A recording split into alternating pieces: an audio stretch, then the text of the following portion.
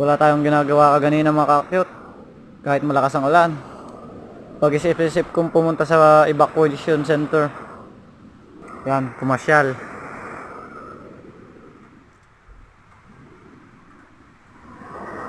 So yun nga, maputik ang daan mga ka-cute. Pero okay lang. Oh, yan nga pala ang aking pinsan. Oh, nag-evacuate sila, mga 15 lang sila kaganina. Kagabi sila nag-evacuate. So ngayong gabi 7:24 PM, mahigit 60 na silang lahat. Marami na ulit nag-evacuate mga ka-cute. Kasi sobrang lakas na dito sa dagat.